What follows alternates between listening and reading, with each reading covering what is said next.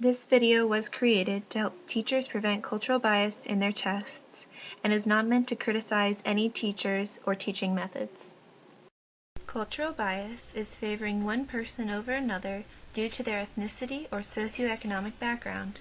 In the classroom, this bias is mostly seen in testing, where it is the most harmful. Cultural bias can damage a student's motivation, self-esteem, and academic achievement. There are several things a teacher can do to get a fair and equal assessment of all their students. Try to avoid using any cultural references.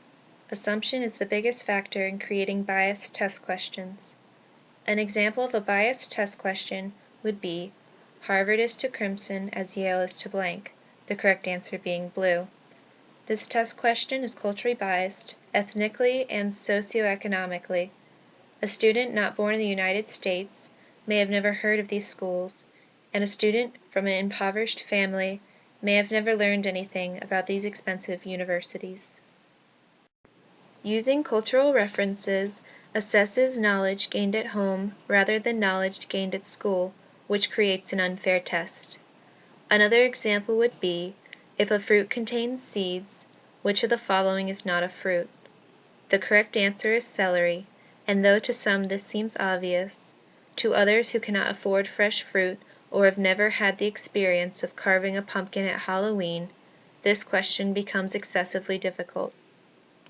Because it is very difficult to prevent all cultural references and completely eliminate cultural bias, some things that can be done before a test to help would be ensuring students have had exposure to the experiences assumed in the test.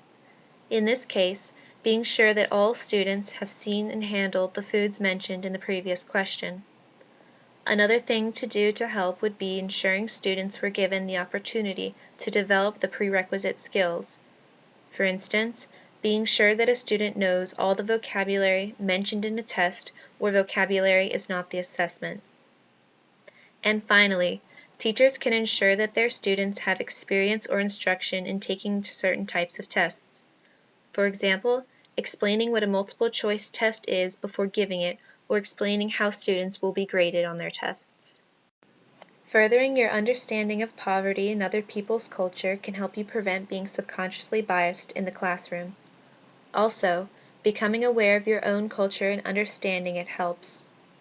Now that you have a better understanding of cultural bias, I hope that you will be inclined to further research it and share your knowledge with your colleagues, and that your classroom will be less culturally biased and become a more fair and equal teaching environment.